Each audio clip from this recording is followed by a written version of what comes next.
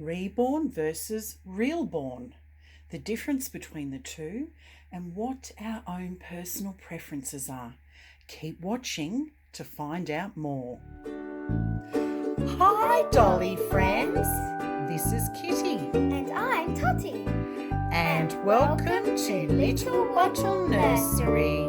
Our channel is dedicated to our love of dolls and creating fun and positivity in the doll hobby. So stick around and have some dolly fun. Hi friends, it's Kitty. Thank you for joining us today. Wherever you are in the world, we hope that you are happy, healthy, and having fun with your dollies. Our regular viewers will recall that this little dolly here, her name's Lucinda Clare, she joined our nursery last Christmas, and I will include a link to her box opening in the description box below if you're interested in checking it out. Lucinda, or Little Lucy, was reborn by Talia's Reborn Nursery, and she is the realborn Lavender Asleep sculpt by Bountiful Baby. Next to Lucy is little Arabella Rose, and she was reborn by Look Alive Reborn Nursery, and she is the Lulu sculpt by Joanna Kazmierzak. Up until purchasing little Lucy, I had no idea, no clue about realborn sculpts. It had never come up on my radar, but since discovering it, I'm absolutely fascinated with the process of how realborn kits are produced. In the past, I have heard many collectors in the reborn community raving about certain reborn sculpts, like there's Joseph, Darren, June, Sage, etc. And I wondered what the hype was all about. If you are new to doll collecting or reborn collecting, the process of making a realborn sculpt is very different to a reborn sculpt, which I'll go on to briefly explain whilst I change these two little sweetie pies into some lovely new outfits. For reborn dolls like Bella, there are two artists responsible for creating her. The sculpt artist who creates and manufactures the kit, and the reborn artist who purchases the kit and skillfully brings the kit to life using various art mediums. A reborn doll starts with the sculpt artist taking a solid piece of clay and sculpting a doll by hand using their imagination and artistic abilities. It is then poured into a vinyl mould to manufacture kits. Usually, the sculpt artist has their name stamped on the back of the neck, and from a business and legal perspective, any artist who does not undertake this step is inviting legal trouble. The practice of including an artist's name on the sculpt has been undertaken in the doll industry for a long, long time. Not only does it enable serious collectors and valuation experts to identify artists' work, it also has the practical purpose of being an anti-counterfeit deterrent for copycat products. Reborn kits generally come with a COA, but surprisingly, not all kits come with a COA. Again, not including a COA with a reborn kit is inviting legal trouble. Less expensive collectible dolls such as Ashton Drake Galleries and Paradise Galleries all come with COAs. So with high-end kits, there's really no excuse. It should be standard practice in the industry. The fact that it isn't in some cases, I really find that quite disturbing, to say the least. Bountiful Baby is a company that not only sells reborn kits, but they are also the creator of realborn kits. They create their realborn kits with a real baby in a studio using advanced scanning patented technology. It's a relatively new, groundbreaking way to create doll kits and removes the need for a sculpt artist. A reborn artist is still required to reborn a realborn kit to bring the doll to life. Another added feature about realborn kits is that they come with full limbs, and a number of the kits are made with an awake and asleep versions, plus different age versions as the baby gets older. This is very exciting for some doll collectors who are interested in collecting the entire work of their favourite kit. All real-born kits come with a birth certificate, and a photo of the real baby of the kit is also included on the birth certificate. And the name of the real-born kit is stamped on the back of the neck of the kit underneath the neck ring. I'm actually really impressed with the birth certificate, which actually looks similar to a COA. Real-born certificates also include proper counterfeit technology with a special seal on the certificate. All I can say is, well done, Bountiful Baby. You are following a standard practice expected by doll collectors who want assurances that they have purchased a genuine product. So after receiving Lucy, I can now totally see what the big hype is about real-born kits or real-born dolls. The realism and details on these real-born sculpts is exactly what it says in the name, real.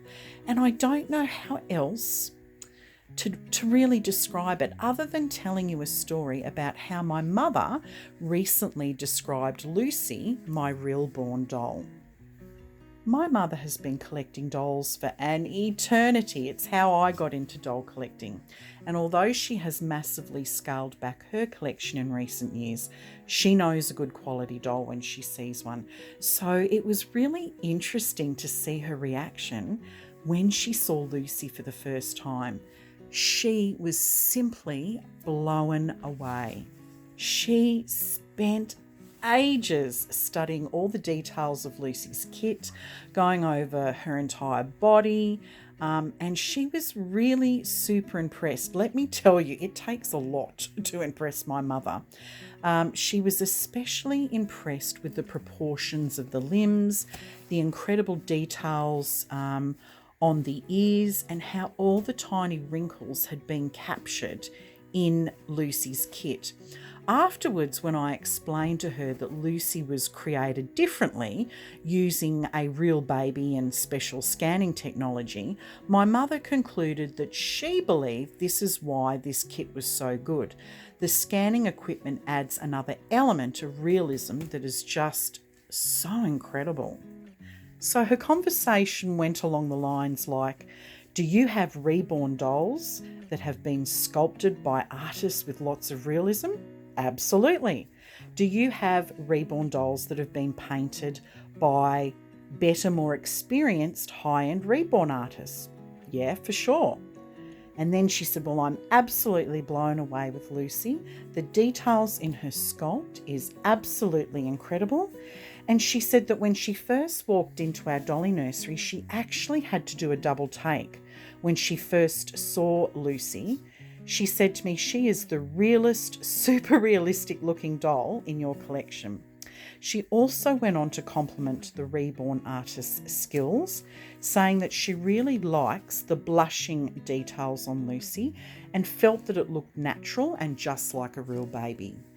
So this could potentially explain why I had such an instant connection and incredible bond with Lucy like I've never had with my other reborn dolls, because this doll has been created from a real baby.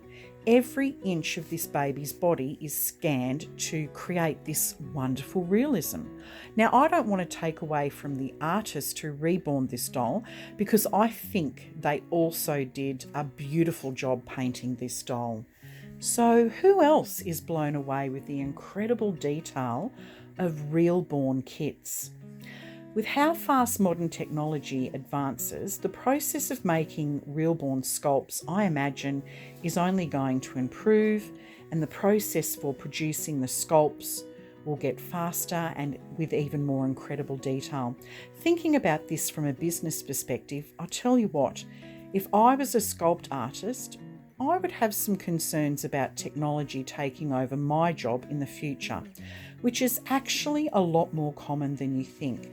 This is a hot topic currently being discussed in various business journals, and I often see articles written about AI replacing humans. Elon Musk certainly has chimed in on this topic many, many times in recent years. So, do we have a favourite? I think it's still a little too early to have a preference yet, but without a doubt, we are totally blown away with our first Realborn doll. The details are incredible in this kit, and with all the other features like the birth certificate, the use of counterfeit technology on the kit and the birth certificate, and the variety of awake or asleep versions and the different age versions, it really makes Realborn dolls very appealing, personally to me as a collector. We are definitely interested in how this technology will further develop in future years. For now, we will continue to collect whatever dolls we find appealing, whether they be designed by a sculpt artist or with scanning technology. In terms of sculpt artists, the work that I'm currently enjoying the most at the moment is Laura Lee Eagles and Natalie Blick. So here's a close-up of little Lucy's headband. Isn't it gorgeous? There is the detail and embellishment on the front of her little summer onesie. So pretty. Oh, she's such a precious girl. And here's little Bella's headband, so adorable. Love all the embellishments on that. And it just fits so perfectly with this gorgeous little onesie. And I love this applique detail with the pearls on the front. And just gorgeous little bear tootsies. Oh, they're such little precious angels. So we hope you have enjoyed this topic about the difference between a reborn and Realborn kit. We'd love to hear from our viewers if you have a preference, Realborn or reborn sculpts. Do you think one type of sculpt is better than the other? It would also be interesting to hear from reborn artists if they prefer one over the other to paint and your reasons why. And we are also curious to know if doll collectors are bothered by this scanning technology being introduced into the doll industry. Do you think this technology cheapens the art? And speculating from an investment perspective in the future, which do you think will be worth more money, Realborn or reborn? Let us know what you think down in the comments. So I'm going to finish by going through the outfits for little Bella and Lucy. These are really lovely handmade outfits that have actually been designed for full silicone dolls.